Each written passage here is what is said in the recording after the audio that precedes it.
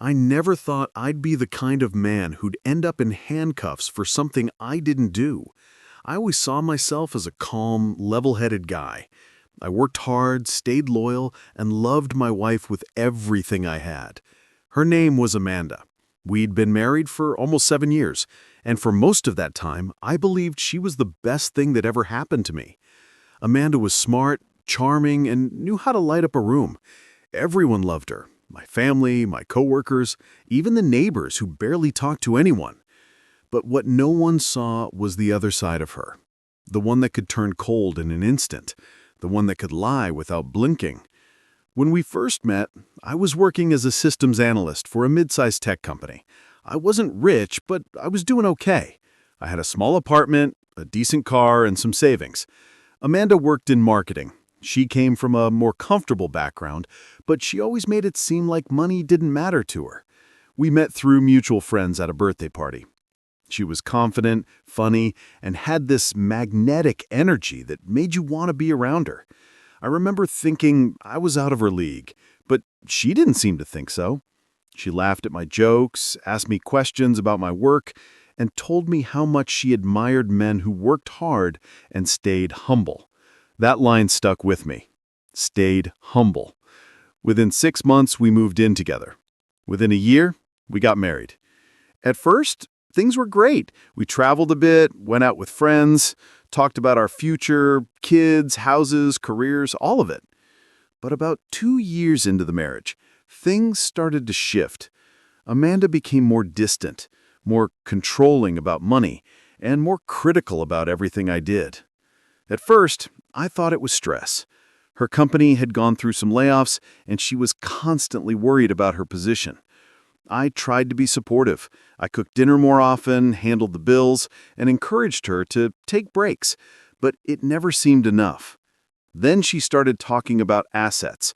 She said things like, "We need to think about our financial future," and "You should put more of your savings into the joint account." I didn't think much of it at first.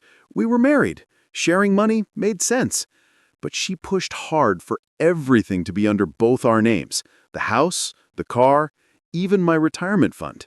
It felt strange, but she had a way of making everything sound reasonable. A year later, I was doing better at work. I had gotten promoted, and we bought a house in a quiet suburban neighborhood. It wasn't huge, but it was ours. I installed a home security system, mostly because there had been some break-ins nearby. Ironically, that system would later save me from losing everything. But back then, I had no idea what Amanda was planning. She started acting different, sometimes sweet, other times cold and manipulative. I'd come home from work to find her sitting on the couch, scrolling through her phone with a blank expression. When I'd ask what was wrong, she'd say, "Nothing. You wouldn't understand." Then she started picking fights. Small things at first, like me forgetting to take out the trash or not responding fast enough to her texts. But her tone changed. She started yelling, pushing, sometimes even throwing things. I never fought back. I walked away every time. I thought she was just stressed, maybe even depressed. I tried to talk her into therapy, but she refused. Then one night, it escalated. I came home late from work, around 10 p.m. I'd stayed back to finish a project that had a tight deadline. When I walked in, Amanda was sitting at the kitchen table with a glass of wine. She looked up at me, her eyes already red like she'd been crying. "Where were you?" she asked softly. "At work," I said, putting my briefcase down. "I called you 3 times." "I know. I saw. I was in a meeting. I texted you back after." She stood up and slammed the glass down so hard wine splashed on the table. "Don't lie to me," she screamed. I froze. "I'm not lying. You can check the messages." But she wasn't listening. She stormed toward me, shoved me in the chest, and yelled, "You think I'm stupid?" "Amanda, stop," I said, holding my hands up. "You're upset. Let's talk." She kept pushing me, then suddenly she slapped herself, hard. I heard the sound before I even processed what was happening. Then she did it again. I stood there, stunned. "What are you doing?" I asked. "You're hurting me," she screamed, loud enough for the neighbors to hear. I stepped back, completely speechless. "Amanda, stop this." She ran toward the living room, grabbed her phone, and started dialing. "I'm calling the police! You hit me!" That's when I realized she wasn't just being dramatic. She was setting me up. I tried to stop her, but she was already on the line, crying hysterically, telling the dispatcher her husband had attacked her. I didn't know what to do. My heart was pounding, my mind racing. When the police arrived, I barely had time to explain. They saw her sitting on the couch, holding an ice pack to her face, pretending to sob. She showed them the marks, the ones she had given herself. "Sir, we need you to come with us," one of the officers said. I tried to protest, tried to explain that I didn't touch her. But she kept crying, kept saying she was scared. I was handcuffed right there in my own home. The neighbors watched from their windows as the police took me away. I remember one of them whispering something to another, shaking their head like I was some kind of monster. At the station, I gave my statement. I told them exactly what happened, that she hit herself and lied. But there wasn't much I could do. Without proof, it was her word against mine. They kept me overnight. It was the longest night of my life. I couldn't sleep. I just kept thinking, why? Why would she do this to me? The next morning, I was released on bail. I wasn't allowed to go back to my house until the restraining order was reviewed. My lawyer told me to stay calm and gather anything that could prove my innocence. That's when I remembered the cameras. I'd installed them in the living room, kitchen, and entryway. Amanda had never cared much about them. She said they made her feel safe. I hadn't checked the footage in months. When I logged in remotely, my hands were shaking. I scrubbed through the footage from the night before. And there it was, clear as day. Amanda slapping herself, Amanda throwing herself against the wall, Amanda calling the police, pretending to cry. I just sat there staring at the screen, feeling my stomach twist. It was all fake. Everything she'd said, everything she had done, all of it was part of a plan. But I didn't know yet why. I didn't know this was just the beginning of something much bigger. That Amanda wasn't just trying to hurt me emotionally. She was after everything I owned. And she almost got away with it. When I saw the footage of Amanda hurting herself, my first reaction wasn't anger. It was disbelief. I couldn't understand how someone I'd loved, trusted, and shared my life with could do something that twisted. For a moment, I even convinced myself there had to be another explanation. Maybe she was drunk. Maybe she had a breakdown. Maybe she didn't know what she was doing. But then I remembered her face when the cops showed up. Those fake tears, that shaking voice, the way she made sure the neighbors could see. That wasn't someone who lost control. That was someone executing a plan. I spent the next day calling lawyers. The first few I spoke to were polite but hesitant. Domestic violence accusations were serious. Even with evidence, they said, the process would be long and messy. Finally, one attorney, David Carson, agreed to meet me. David was in his 50s, a calm, sharp man who had seen every kind of case you could imagine. When I showed him the footage, he leaned back in his chair, folded his hands, and said, "Well, that's something." He watched the clip again, then looked at me. "You understand what this means, right? This wasn't about emotion. She staged it, which means she's after something bigger than just revenge." "What could she possibly want?" I asked. He raised an eyebrow. "What's your financial situation like?" I told him about the joint account, the house, the retirement fund, and how Amanda had been pushing to get everything under both our names. He sighed. "She's probably planning a divorce," he said. "And if she gets you convicted, or even just restrained, she can claim she's the victim. That gives her leverage over the assets." I felt sick. "She's trying to destroy my life to get my money?" He nodded. "Seen it before. It's rare, but it happens. The good news is you've got evidence. The bad news is she's already filed a restraining order, and the police have her statement. Until we get this in front of a judge, she controls the narrative." I couldn't even go home to get my things.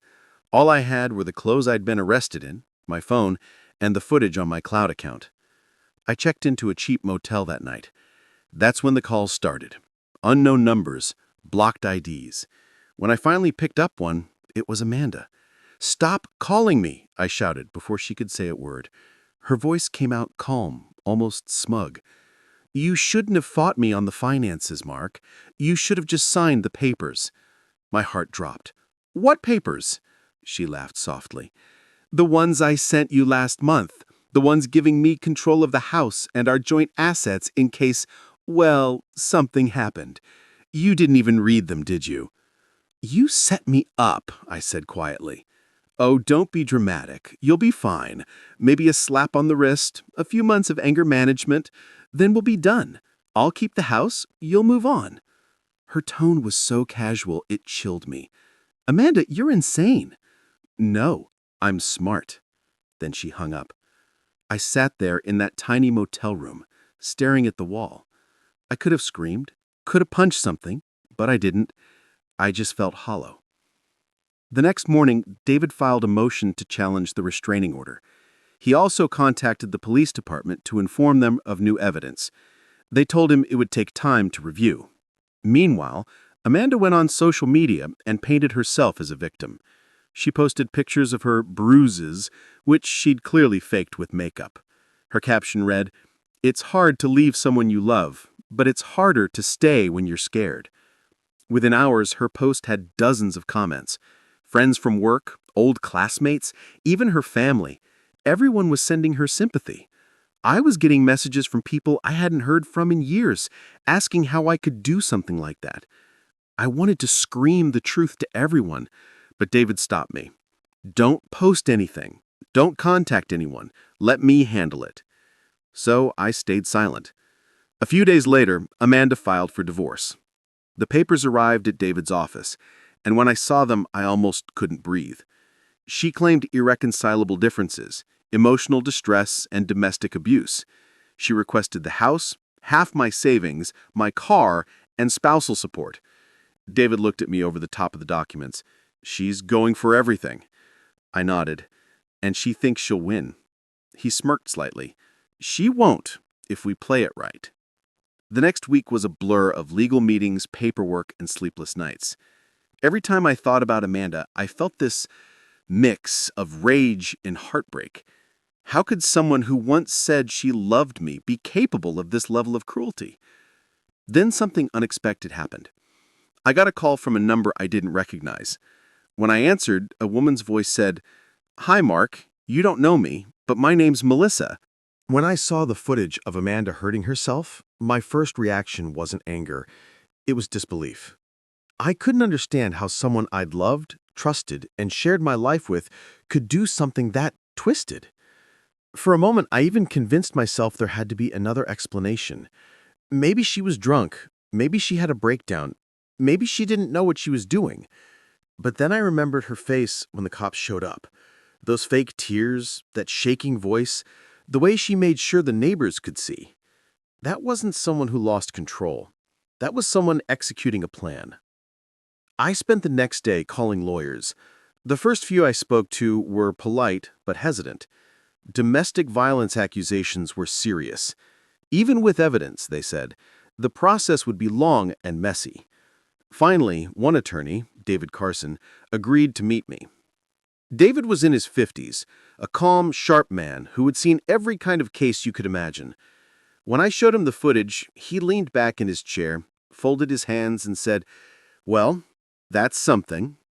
He watched the clip again, then looked at me. "You understand what this means, right? This wasn't about emotion.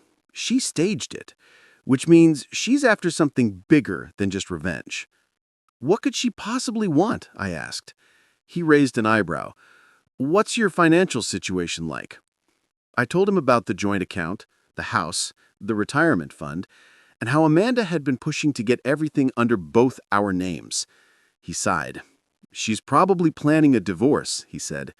"And if she gets you convicted, or even just restrained, she can claim she's the victim. That gives her leverage over the assets." I felt sick. "She's trying to destroy my life to get my money?" He nodded. "Seen it before. It's rare, but it happens. The good news is you've got evidence. The bad news is she's already filed a restraining order, and the police have her statement. until we get this in front of a judge, she controls the narrative. I couldn't even go home to get my things. All I had were the clothes I'd been arrested in, my phone, and the footage on my cloud account. I checked into a cheap motel that night. That's when the calls started. Unknown numbers, blocked IDs. When I finally picked up one, it was Amanda. "Stop calling me," I shouted before she could say a word. Her voice came out calm, almost smug. "You shouldn't have fought me on the finances, Mark. You should have just signed the papers." My heart dropped. "What papers?" She laughed softly. "The ones I sent you last month. The ones giving me control of the house and our joint assets in case, well, something happened. You didn't even read them, did you?" "You set me up," I said quietly. "Oh, don't be dramatic. You'll be fine. Maybe a slap on the wrist, a few months of anger management, then we'll be done. I'll keep the house, you'll move on." Her tone was so casual, it chilled me. "Amanda, you're insane." "No, I'm smart." Then she hung up. I sat there in that tiny motel room, staring at the wall. I could have screamed, could have punched something, but I didn't. I just felt hollow. The next morning, David filed a motion to challenge the restraining order. He also contacted the police department to inform them of new evidence. They told him it would take time to review. Meanwhile, Amanda went on social media and painted herself as a victim. She posted pictures of her bruises, which she'd clearly faked with makeup. Her caption read, "It's hard to leave someone you love, but it's harder to stay when you're scared." Within hours, her post had dozens of comments. Friends from work, old classmates, even her family. Everyone was sending her sympathy. I was getting messages from people I hadn't heard from in years, asking how I could do something like that. I wanted to scream the truth to everyone, but David stopped me. "Don't post anything. Don't contact anyone. Let me handle it." So I stayed silent. A few days later, Amanda filed for divorce. The papers arrived at David's office, and when I saw them, I almost couldn't breathe. She claimed irreconcilable differences, emotional distress, and domestic abuse. She requested the house, half my savings, my car, and spousal support. David looked at me over the top of the documents. "She's going for everything." I nodded. "And she thinks she'll win." He smirked slightly. "She won't, if we play it right." The next week was a blur of legal meetings, paperwork, and sleepless nights. Every time I thought about Amanda, I felt this mix of rage and heartbreak. How could someone who once said she loved me be capable of this level of cruelty? Then something unexpected happened. I got a call from a number I didn't recognize. When I answered, a woman's voice said, "Hi, Mark. You don't know me, but my name's Melissa." I hesitated. "Okay. I know what she's doing," she said quickly. "I saw her bragging about it at work before she got laid off. She told people she was going to teach her husband a lesson and make sure she got the house." "Are you serious?" I asked, my heart racing. "She's been planning this for months," Melissa continued. "She even showed someone pictures of her practicing how to make bruises look real. I thought she was just joking until I saw your name in the news." My jaw clenched. "Would you be willing to say that to my lawyer?" There was a pause. "Yeah, I don't want to get involved, but it's the right thing to do." When I hung up, I felt something I hadn't felt in weeks. Hope. I called David and told him everything.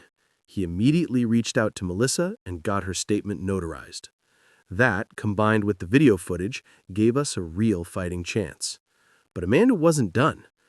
A few days later, I got served again, this time for violating the restraining order. Apparently, she claimed I'd driven by the house and sent her threatening messages. It was all fabricated. I was miles away at the time, with proof from my phone's GPS. David was furious. "She's doubling down. She's trying to overwhelm the court with accusations." "How long until this goes to trial?" I asked. "Soon," he said, "but I want to make sure the judge sees that video firsthand. Once that happens, her story falls apart." The court hearing was set for 2 weeks later. Those 2 weeks were hell. I stayed in that motel, barely slept, barely ate, My job put me on unpaid leave pending the outcome. My parents called me every day, trying to stay positive, but I could hear the worry in their voices. Then, 3 days before the hearing, I got another call, this time from my bank. "Mr. Harris," the man on the line said, "we're calling to confirm a wire transfer request for $50,000 to a private account in the Cayman Islands." I froze. "What? I didn't authorize any transfer." "Yes, it was initiated this morning from your joint account." My stomach turned cold. "Cancel it, right now." When I checked my online banking, I saw it. Amanda had tried to move half of everything we had into an offshore account. Luckily, the transfer hadn't gone through yet because of the fraud alert. I called David immediately. "She's stealing the money." He sighed, sounding tired but determined. "She's panicking. That's good for us. It means she knows she's about to lose." "Lose what?" I asked. He paused. "Everything." The day of the court hearing finally came. I wore a simple suit. My hands were shaking the whole time, but I tried to stay composed. Amanda sat across from me at the table, perfectly dressed, looking fragile and innocent. When our eyes met, she smirked. The judge started by reviewing her restraining order. Amanda gave this emotional speech about how terrified she'd been, how I'd lost control and attacked her out of nowhere. Her tears looked real, too real. She'd practiced this. Then David stood up. "Your Honor, we have new evidence that contradicts the plaintiff's statement." He handed over a flash drive. The judge loaded it onto a monitor, and the footage played. Everyone in that room went silent. Amanda's expression froze as the video showed her slapping herself, throwing herself against the wall, and calling 911. The judge leaned forward. "Mrs. Harris, care to explain this?" Amanda's mouth opened, but no sound came out. I sat there, silent, finally feeling like the ground had shifted back under my feet. David turned to me and whispered, "Now it's our turn." The silence in that courtroom felt heavier than any words. You could practically hear Amanda's heart drop when the footage ended. The judge leaned back, rubbing his temple as if trying to process what he had just seen. "This video clearly contradicts your sworn statement, Mrs. Harris," he said, his tone calm but firm. "Do you have an explanation for this?" Amanda blinked rapidly, her lips trembling. That's not real," she stammered. "He must have edited that." David immediately stood up. "Your Honor, we submitted this footage directly from the security system's cloud storage, along with the verification logs and timestamps. It has not been altered in any way." The judge nodded slowly, then turned his gaze toward Amanda again. "Mrs. Harris, are you accusing your husband of fabricating this evidence?" Amanda hesitated, eyes darting around the room. Her lawyer whispered something to her, but she just stared at the screen, frozen. For the first time since this nightmare began, she didn't look confident. She looked cornered. The judge sighed. "We'll take a brief recess," he said, standing. "When we resume, I expect a clear explanation." As the courtroom emptied, Amanda avoided my eyes. She grabbed her phone, whispering furiously to her attorney. I didn't approach her. I just sat there, trying to steady my breathing. For weeks, she had controlled the narrative. For weeks, I was the villain in her story. But now, the truth was finally out in the open. David sat beside me, adjusting his glasses. "You did good, Mark," he said quietly. "That footage is going to change everything." I nodded, still numb. She almost ruined my life. "She still might try," he warned. "People like her don't give up easily. But we've got her trapped legally now. Just let me handle the rest." After the recess, the judge returned with a colder expression. He turned to Amanda. "Mrs. Harris, based on the evidence presented, your restraining order is dismissed. Furthermore, your credibility in this case is now in serious question. I'm referring this matter for potential perjury review." Amanda's jaw clenched. For a split second, I saw the real her, the rage, the entitlement, the fury at losing control. Then she put her hand to her forehead and started fake crying again. "Your Honor, I was confused. I didn't mean to—" "Enough," the judge interrupted. "You made a false accusation that resulted in an arrest. You're lucky Mr. Harris had proof. Court is adjourned." The gavel came down with a sharp crack. I stood there for a moment, frozen, while the bailiff began clearing the room. David smiled faintly and put a hand on my shoulder. "You're free, Mark." Those words hit me like a wave. Free. I walked out of that courtroom with my head held high, but inside, I felt hollow. Because even though I'd proven my innocence, my reputation was still shattered. My neighbors still thought I was a monster. My job had already filled my position. My life was in pieces, and Amanda had done that deliberately. Outside the courthouse, a few reporters had gathered. Somehow, word of the case had spread. I kept my head down as David told them no comment. But as we passed through the crowd, I caught a glimpse of Amanda storming off with her lawyer, her face pale and furious. That night, I went back to the motel. I sat on the bed and stared at the wall for what felt like hours. Freedom didn't feel the way I thought it would. It felt like surviving a car crash. You're alive, but nothing feels the same. I thought that maybe, just maybe, it was over. But then 2 days later, I got a call from my friend Brian. He lived a few streets away from our old house. "Hey man," he said, sounding uneasy, "you might want to come by here. Amanda's been moving stuff out of your place." I frowned. "What do you mean, moving stuff out?" "She had a moving truck earlier. Looked like she was taking furniture, electronics, pretty much everything." My stomach dropped. "That house is still under my name." "Yeah, I know. That's why I thought I should call you." I thanked him and hung up, then immediately called David. He told me not to confront her directly, but to document everything. By the time I got to the house, the truck was gone. The front door was unlocked. I stepped inside to find the place almost stripped bare. The TV, the couches, my computer, gone. Even some of the artwork I'd bought years before we were married had disappeared. But what really got me was the safe in the bedroom closet. It was open and empty. Inside that safe were important documents, my birth certificate, business contracts, even some old family heirlooms. All gone. I called the police and filed a report. The officer looked sympathetic, but said there wasn't much they could do until ownership and marital property were clarified in court. Amanda had played this game well. Even after being caught lying, she still knew how to exploit the system. Night, as I was driving back to the motel, my phone buzzed. It was a text from an unknown number.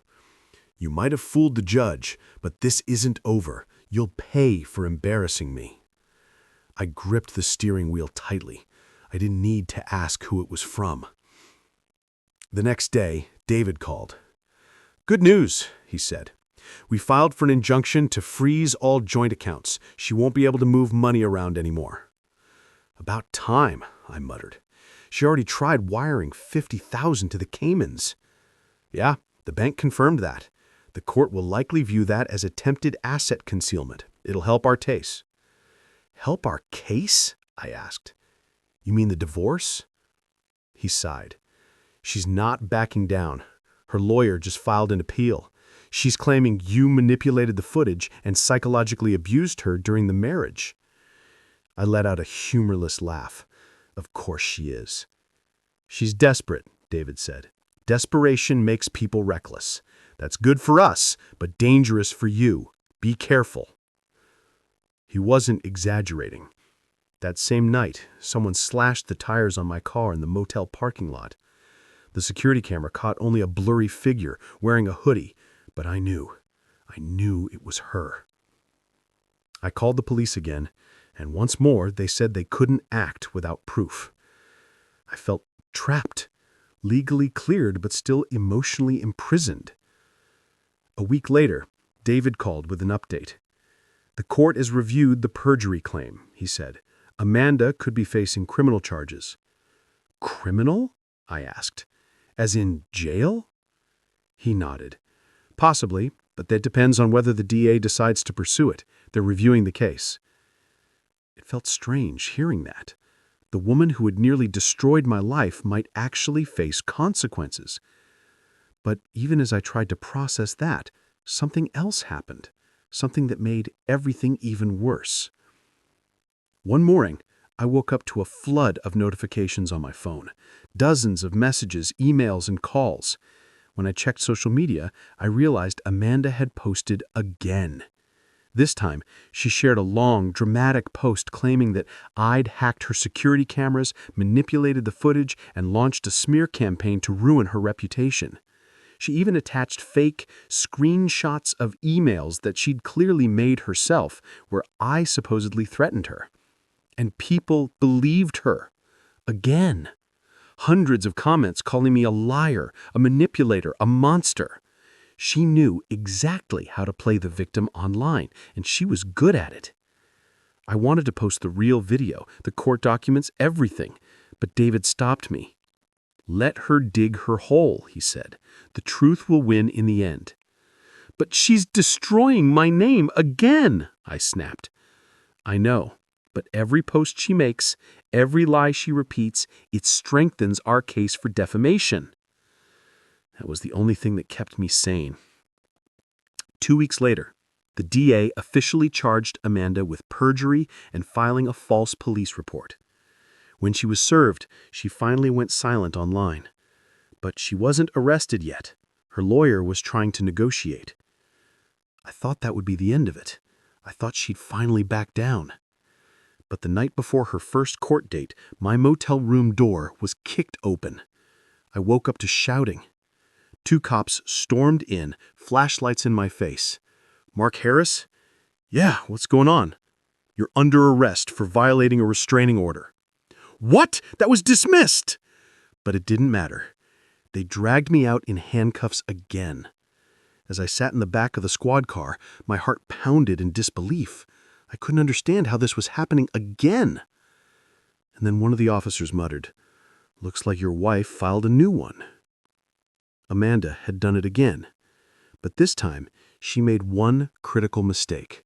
One that would finally expose everything, once and for all. The sound of that squad car door slamming behind me brought back a sickening déjà vu. I couldn't believe it was happening again. Another arrest, another accusation, another lie.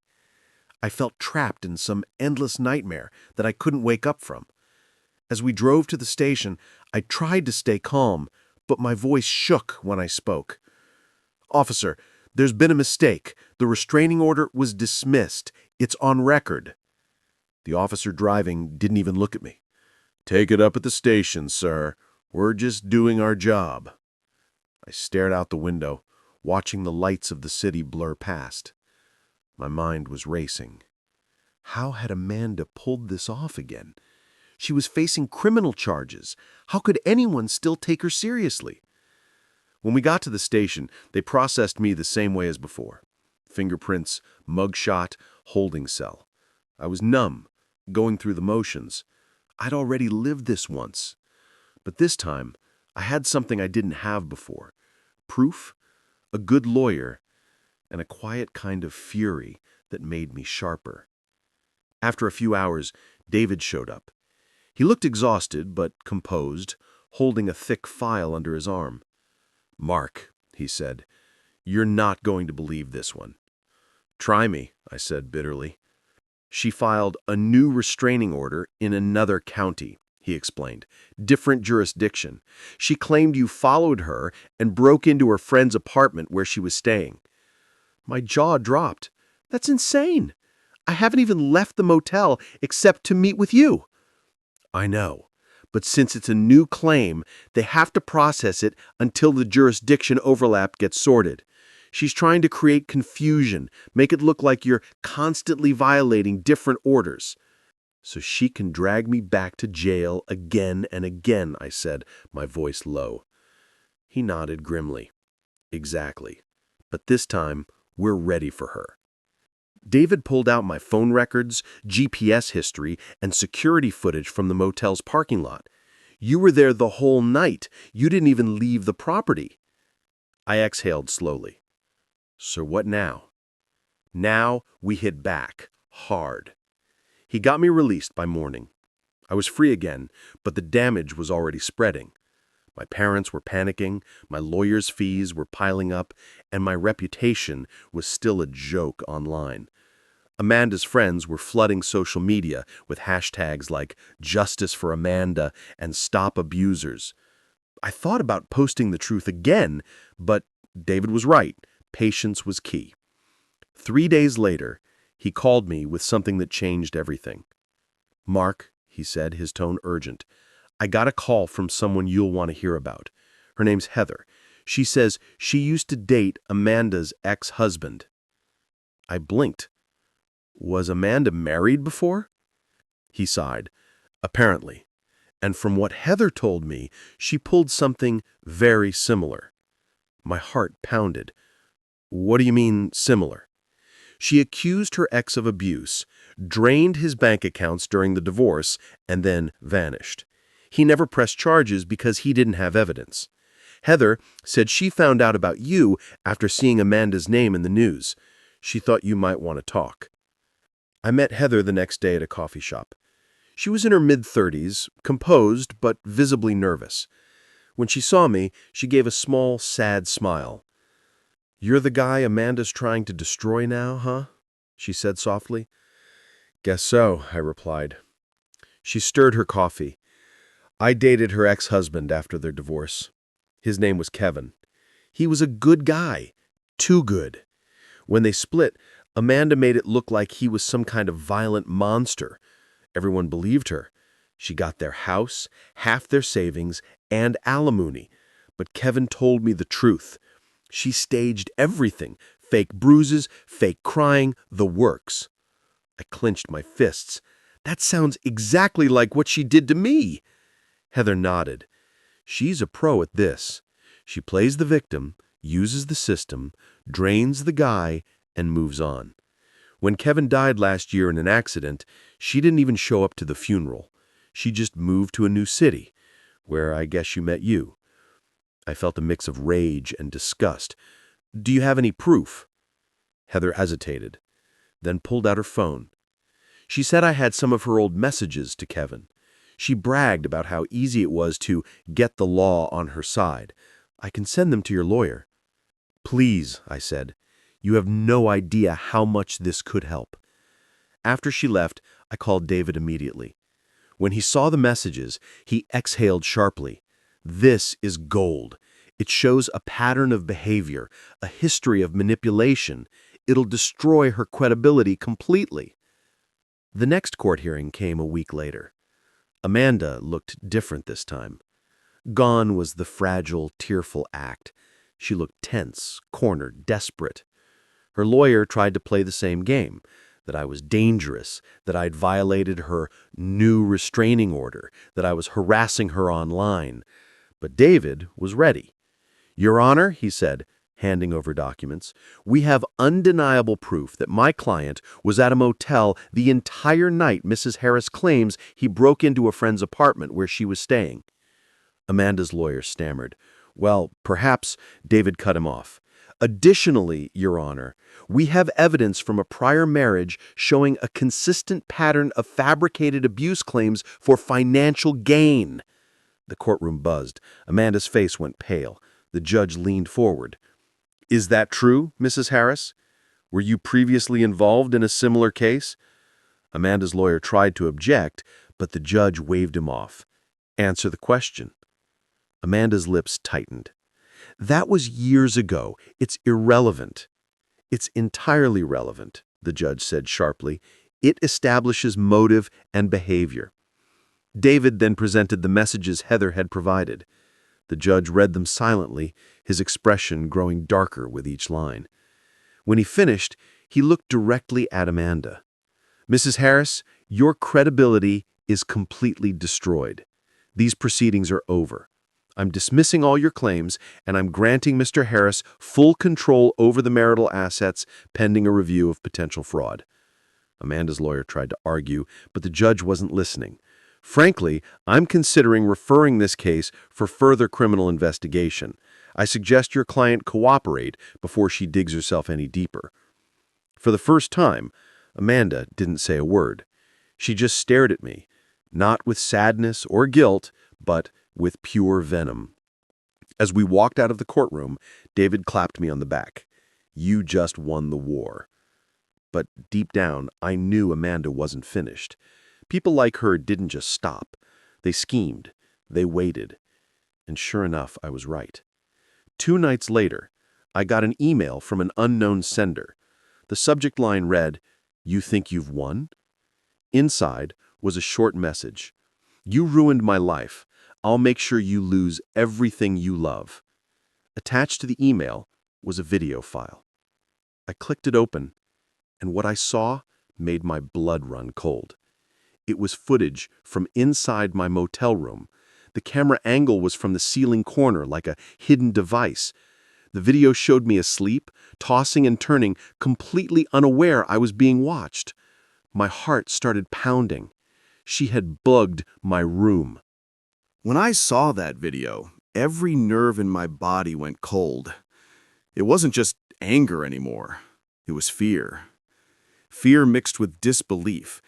Because somehow Amanda had managed to invade even the one place I thought was safe. I sat on the edge of my bed, staring at the computer screen. The footage showed me lying asleep, turning over, adjusting the blanket. Nothing unusual, except for the small glint of light in the corner, the reflection of the hidden camera lens.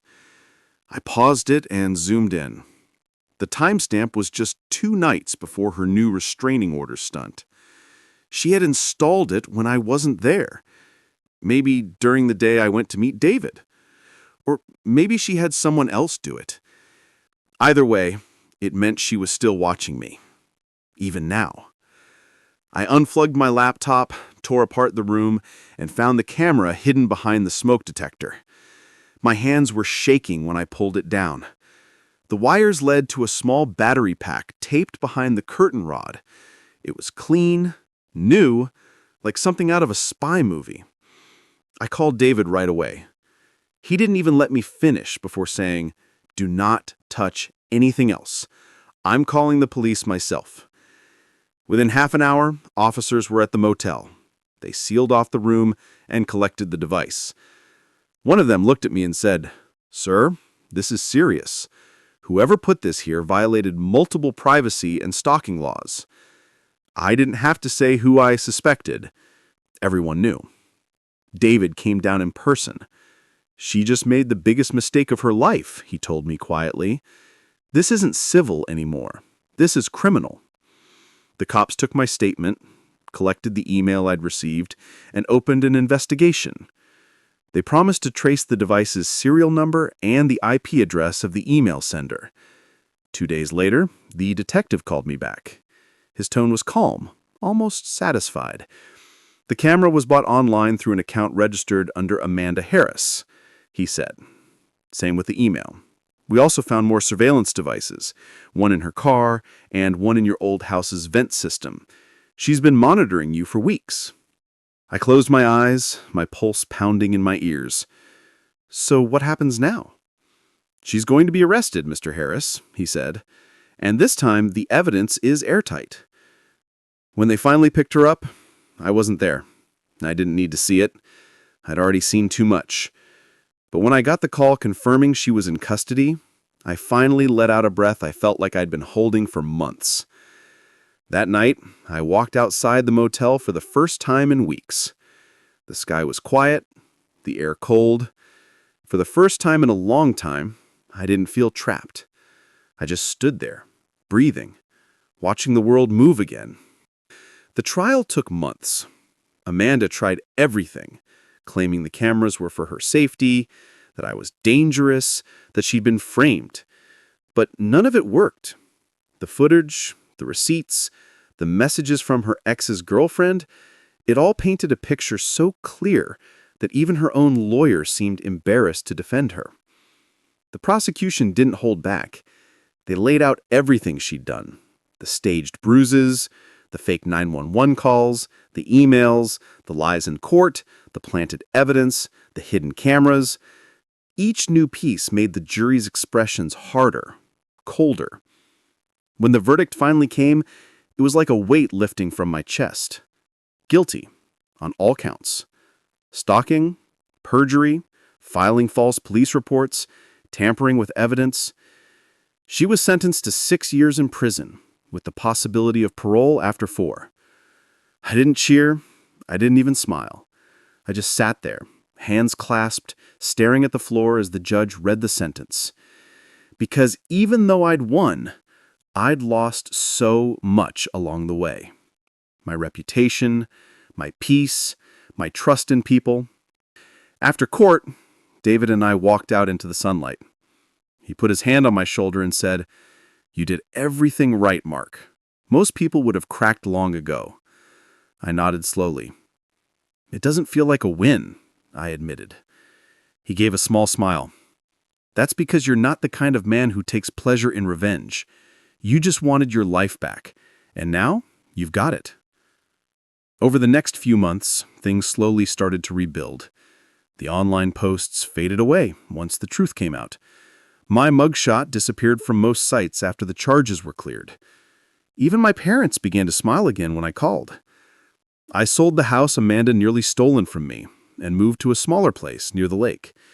It wasn't much, but it was peaceful and mine. Sometimes I'd sit on the porch at night, watching the water ripple under the moonlight, thinking about how close I'd come to losing everything.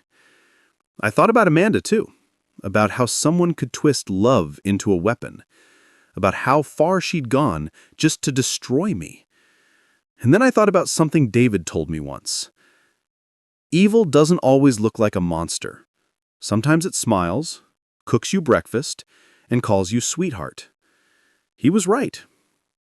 I started volunteering at a men's legal support group, guys who'd gone through similar nightmares, false accusations, toxic divorces, manipulation. I listened to their stories, shared mine, and watched as some of them started to find a little hope again. It felt good to help. It felt human again. Then one day, a letter arrived at my mailbox. No return address. The handwriting was familiar, sharp, deliberate, like every stroke was meant to dig in. I hesitated before opening it. Inside, just one line. "You can't hide forever." No signature, no clue, just that. I stared at it for a long time, the paper trembling slightly in my hands. I wasn't scared, not exactly. More like tired. I handed it to David the next morning. He sent it to the police, who said it was likely from Amanda or someone acting for her. But she was still in prison. So who sent it? That question still lingers sometimes, especially on quiet nights. But I've learned not to live in fear anymore. I've got cameras around my house now, my own cameras, not hidden ones. I sleep light, but not restless. And every morning when I wake up, I remind myself, I survived her. I proved the truth, and no one can take that away again.